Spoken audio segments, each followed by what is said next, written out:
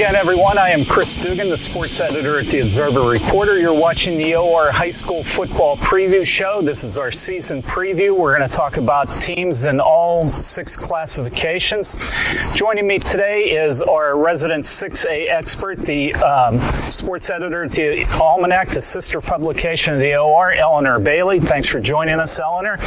Also here is assistant sports editor Joe Tuscano. He'll be adding some insight into Class 4A. Let's start with the big boys. It's Class 6A, Eleanor. In Washington County, the big question is this the year that Peters Township or Cannon-McMillan can return to the playoffs out of 6A in the Southeastern Conference? It's going to be a challenge, Chris. Peters Township is looking for consistency. Last year, they could beat or upset a team, and then the next week lose to a team that they should have beaten. And a big thing for them is they need to keep their quarterback, Jake Cortez, healthy. During the first week of the scrimmages and the first week of camp, he had an injury to his shoulder, so that might be key throughout the season. He didn't play in the scrimmage? He did not play in the scrimmage against Upper St Clair. But this is a guy who's passed for 2,600 yards and 19 touchdowns, so they need a healthy Jake for them to be successful and to compete for the playoffs. Now, Cannon-McMillan, they won 4 of its final 5 games, so they were hot. Their schedule is last year is front end loaded. The good teams on their schedule were on the front half. Much lesser teams were in the back half where they won 4 or 5. Right, and they suffered some key losses. They lost their quarterback, they lost a record-breaking running back, and leading the wide receiver. So they have to work cut out for him, but Mr. Evans does a great job of coaching there. Yeah, Mike Evans, who, by the way, is a Peters graduate, I think he's really high on what he has coming back. He likes the junior class, but to win in 6A, it's tough to win with juniors. Exactly. And I think they're going to be good, but it might be a year from now. Mm-hmm. Peters Township, what I find interesting about Peters Township is they have 6 home games this year. But to get to the playoffs, you would think that they would have to beat Norwin and Canamac, and they play both of those teams on the road, and they have a road game at Altoona, which they should win, but you never know how a team's going to respond after a long drive to Altoona. That's the longest ride that any team in that conference has to make.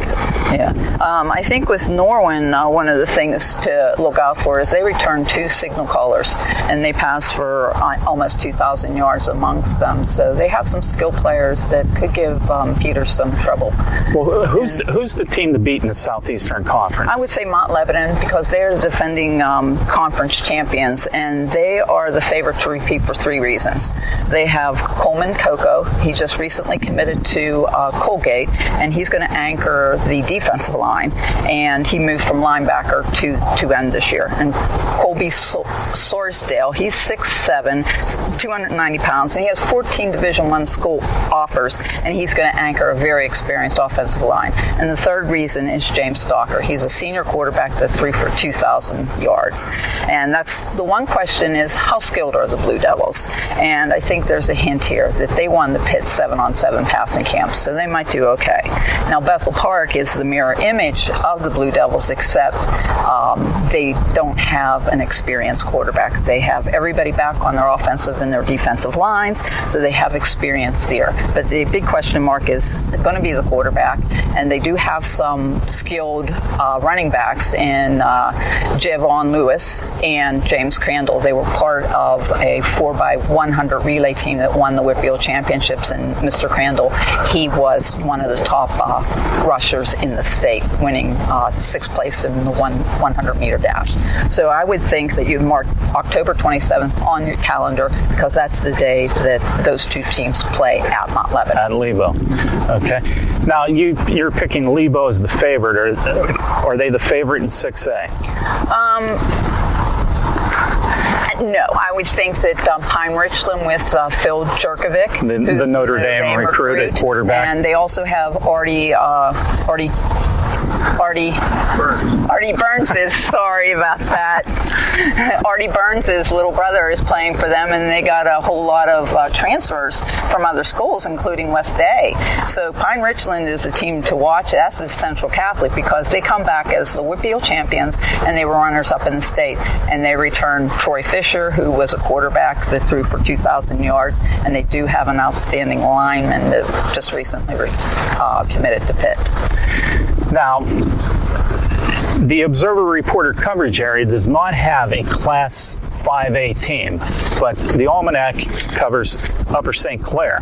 Now, Eleanor, Upper St. Clair always has a good program. They went 7-3 last year, got bounced in the first round of the playoffs by McKeesport. Are they a playoff team again this year? You saw them Saturday scrimmage, right. Peters Township. I definitely think that they can contend. In fact, well, the problem in that section is you have West Allegheny, which leads the pack. They have a record 8 WPIL championships, including last year's title. And there's Woodland Hills, which always sends all these kids to the NFL.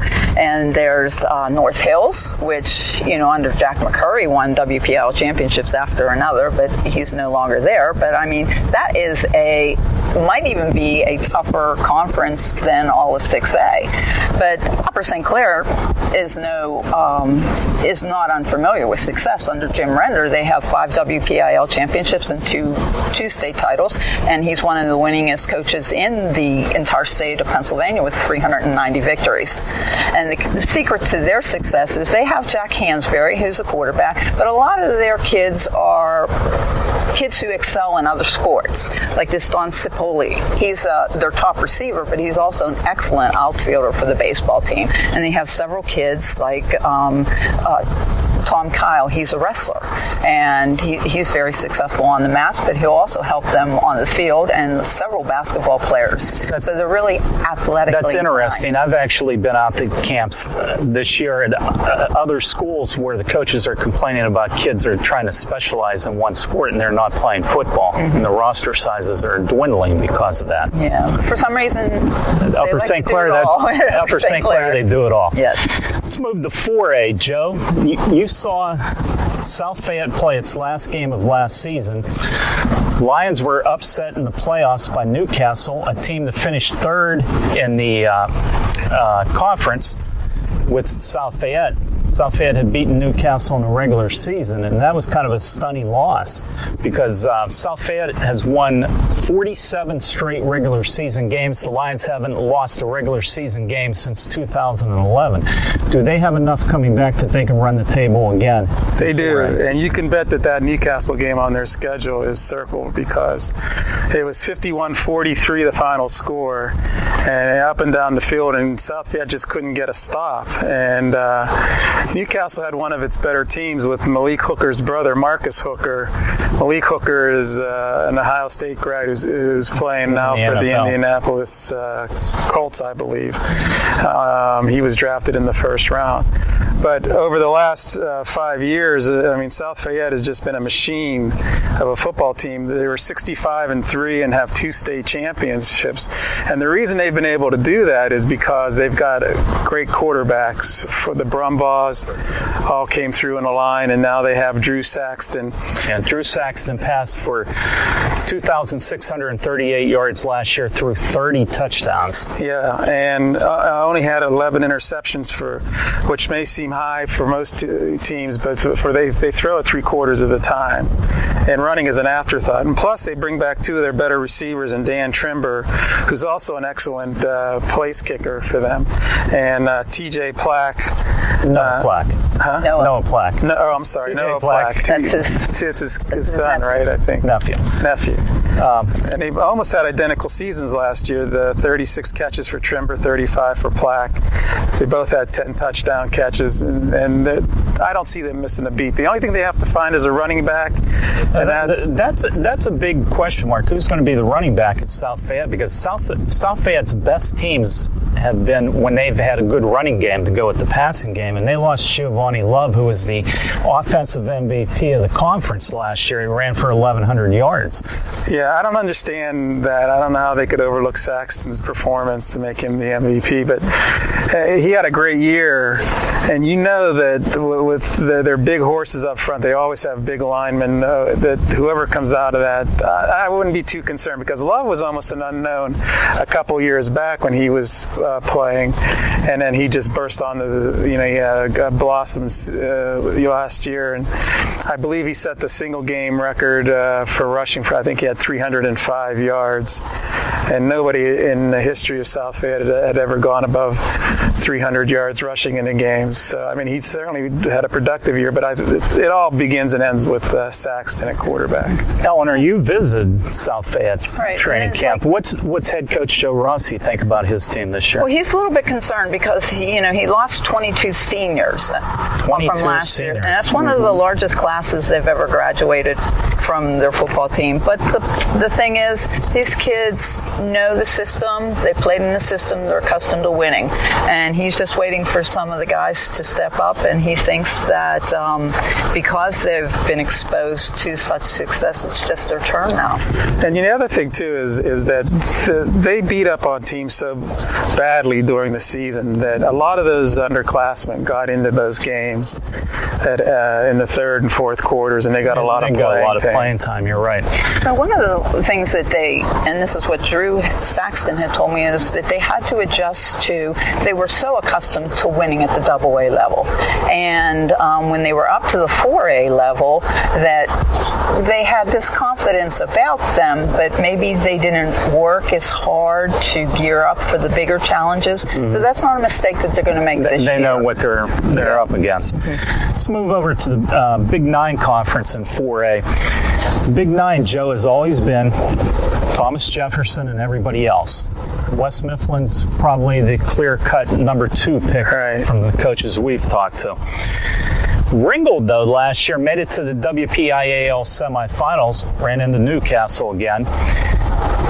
But Ringgold had a lot of seniors last year, and it's going to be tough to replace them. But Nick Milkovich, the head coach, seems to think that they're going to have a pretty good team this year, even though they have some key losses. Right. Well, the biggest loss, I think, is their quarterback, George Martin. He was the second leading passer in 4A last year. They lost their big left tackle, and they lost a couple of other kids along the line that they're going to have to find replacements for their linemen. But they do have Brendan Small coming back, and he played 8 games. I believe he missed 3 last year, and he rushed for 822 yards in those 8 games. Right, he was there about half the time. Yeah. And the interesting thing was, last year at this time, we were talking about Brendan Small being one of the best players in the area. You're right, and he certainly could be that this year. That's true. And they have another really good player, that wide receiver, Max Majeski, who was 6th in the WPIL with 59 catches and 5th in the WPIL with 962 yards. I mean, whoever wins the quarterback position. Well, Nick Milkovich just raves about Max Majeski's ability, but Majeski might be out for as much as half the season. He has a shoulder injury, so that could hurt Ringgold early in the season. Another team that's kind of battled with West Mifflin and TJ at the top of the standings in the Big 9 is Belle Vernon. They have a really good lineman, Blake Zubovic, who's committed to Pitt.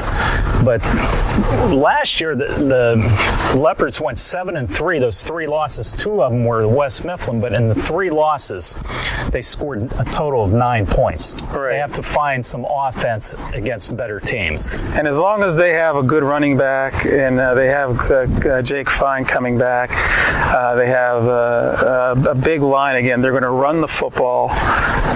That's what they do at Belle Vernon. They run the football.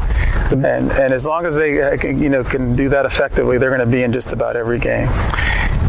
Now, we're shooting this video at Hiller Field, where the Trinity Hillers play, and the big question around here is, can Trinity make the playoffs this year?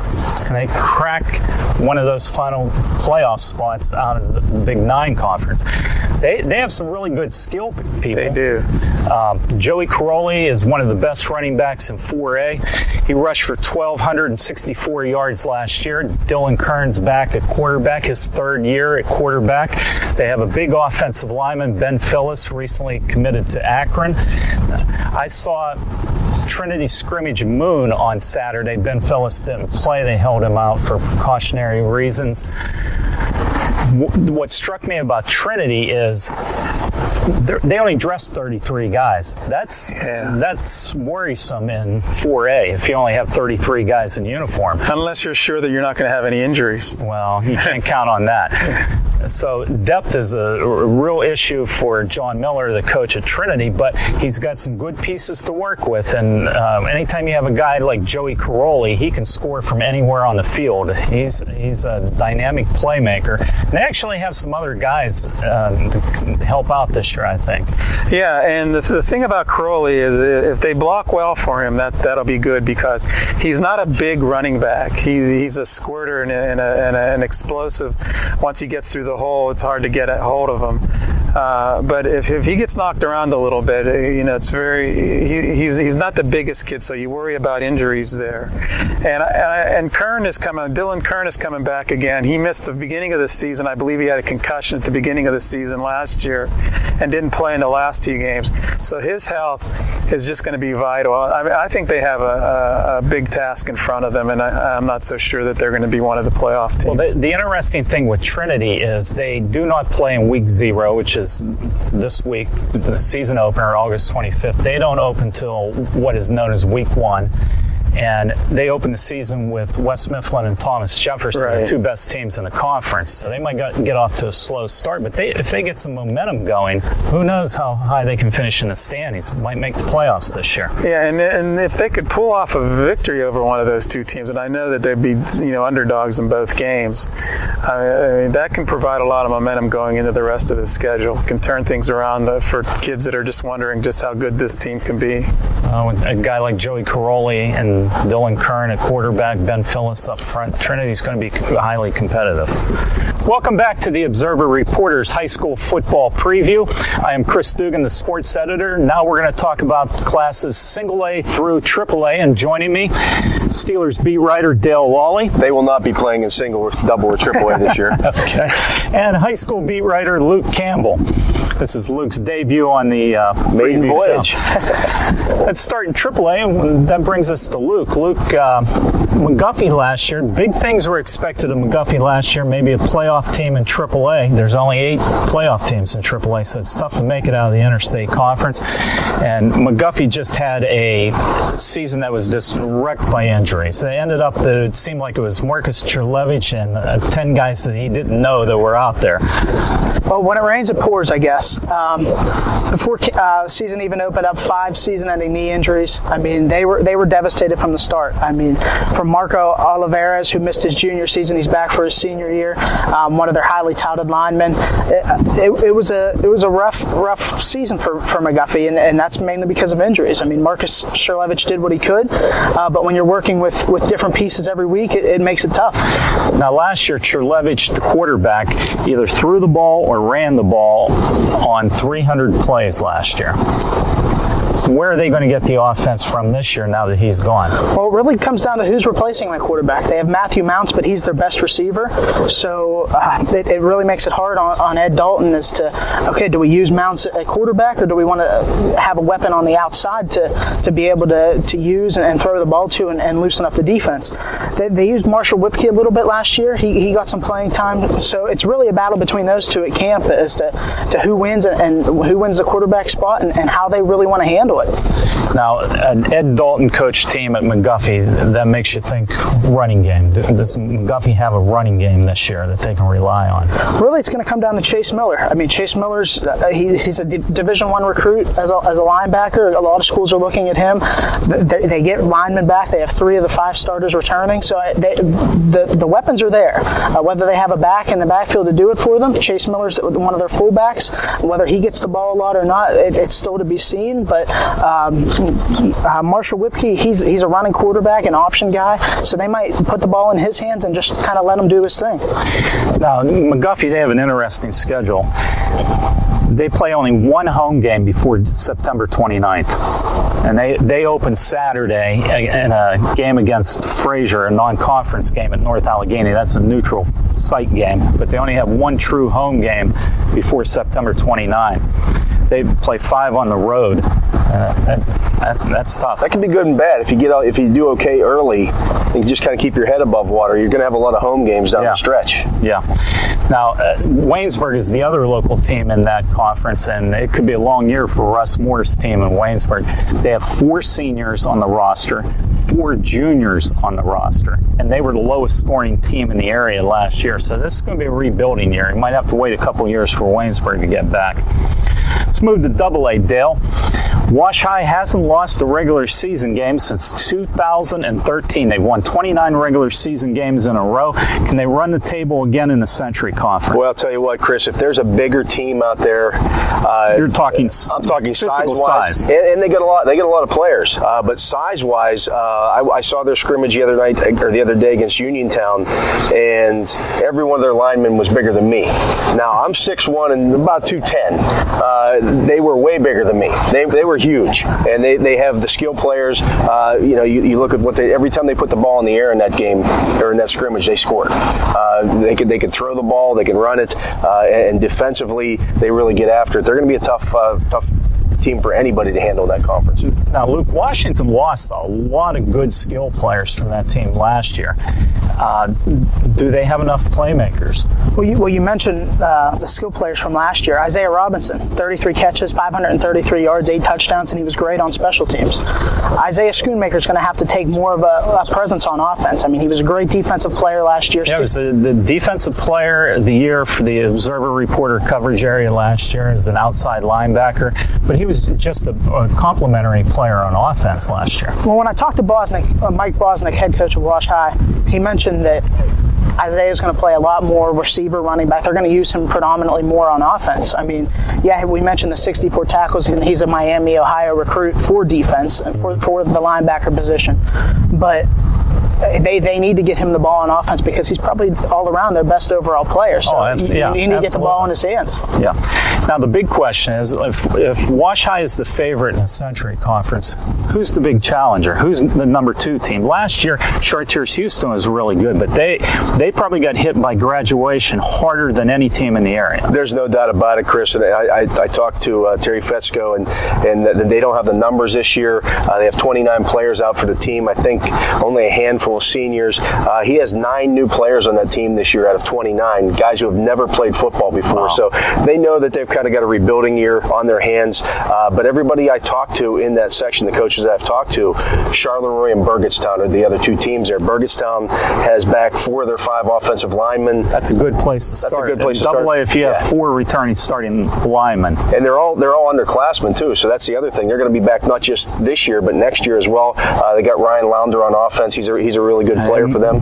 More than 40 catches, I believe. And they may end up moving him to quarterback, or finding ways to get the ball in his hands more consistently. And then with Charleroi, it all starts with Gino Pellegrini. I mean, he's a 1,000-yard passer last year. 1,000-yard passer, and he's a tough guy to tackle. He can run it. He's a true dual threat guy.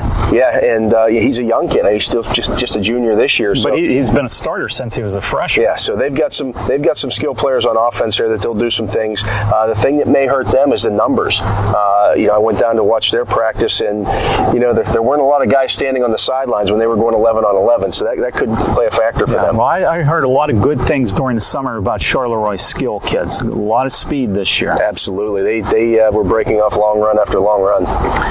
Last year, Charleroi was 5-5, lost 2 games by 8 points or less.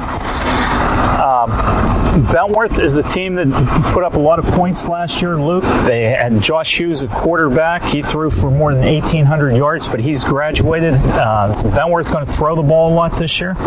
I mean, you would think with Ben Peter now out there, he's as good of a wide receiver threat as you can have. 59 catches last year. That was tied for a high in the WPIAL.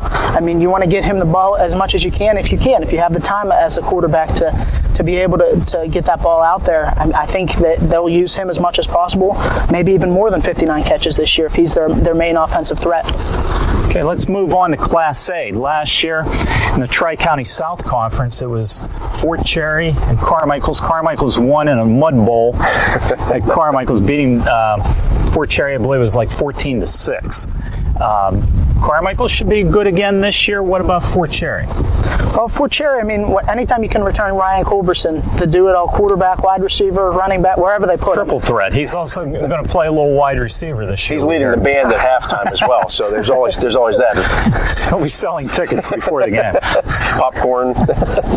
But when you have somebody that had over 1,000 yards rushing, over 700 yards passing. It counted for 35 touchdowns last year. Yep. I mean, he was their do-it-all, and he's going to have to do that again. I mean, with the graduation of Devin Brown, the other big threat at Fort Cherry last year, he's going to have to do it all for Fort Cherry, whether that be throwing, catching, or running the ball. Now, Carmichael's last year was a team that had a huge offensive line that just ran straight ahead at you. They have 4 of those starters back on the offensive line.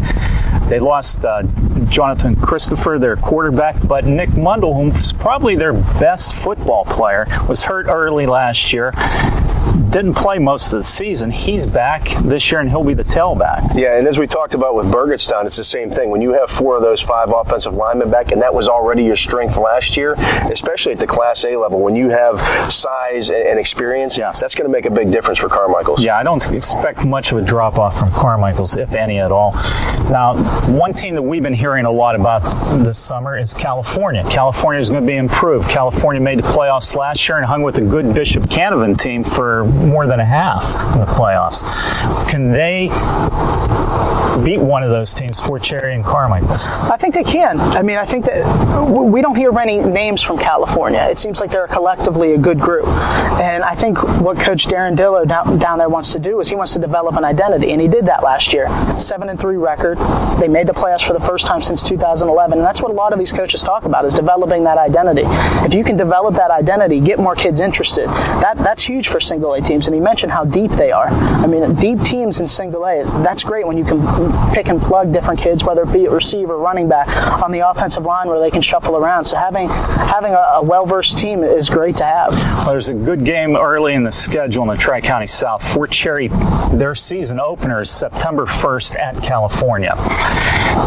Now, Dale, what's the over-under on the number of carries that Mapletown's Dylan Rush has this year? Well, I'm going to guess if they play 9 games, if they're playing a 10th game. They're playing 10 games. Okay, we're going to go about 350. How's that sound? Well, he carried the ball 300 times exactly last year. This is how big of a workload that is. There was only one running back in the NFL last year who had 300 carries in a 16-game season. Well, you know what they say, Chris. He's not in the union, and the ball's not heavy. So just keep carrying it. But he does it. He does it all for them. I mean, he's their offense, kind of like Ben Jackson at West Green. I expect to see him carry the ball a lot this year too. Yeah, Dylan Rush had 3 games last year where he carried the ball at least 40 times.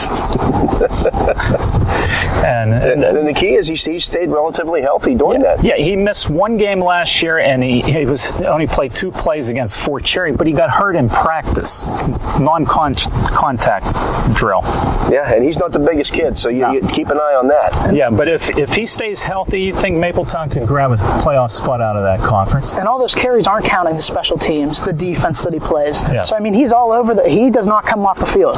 Yeah, George Message had told me that Rush played linebacker last year. This year they're going to move him to safety, tell him if anybody breaks through the line, go run him down. Otherwise, just stand back there. Don't get hurt. I'll ask you two guys, since we have so many Class A through AAA teams, who's the team that we're overlooking? Who's this sleeper team this year? Well, that's a good question, Chris. And I think, when you look at Burgettstown, they kind of snuck into the playoffs last year as the 4th place team there. Played a good North Catholic team well in the playoffs. Lost 14-7, the first playoff game at their Hill Memorial Stadium in the history of that place. And I think this year they take another step. I don't know if they can finish first or second in that conference. That's going to be a tough. they're going to have to beat a Charleroi or Wash High. But when you look at them, I think they're trending in the right direction. Okay, that was one of the three teams I was considering as my sleeper. Luke, who's your sleeper this year? Well, I would say you can't take Wash High or anybody like that. Well, I was going to say Charleroi, but I'll go a little off the radar, and it's a team that hasn't made the playoffs since 1993, and it's West Green. I think they could sneak in the Tri-County South, and it's going to take a great effort by the running back and quarterback, Ben Jackson, and Zach Pettit. Zach Pettit got hurt for the last 2 games last season, and they had an opportunity to make the playoffs. They were right there in the thick of things to get that last spot. Well, teams of West Green, they've been making the playoffs with regularity here in the last year or two. Yeah, it's not even newsworthy anymore. Yeah, I mean, they got to go to a state championship game or something to make it worthwhile.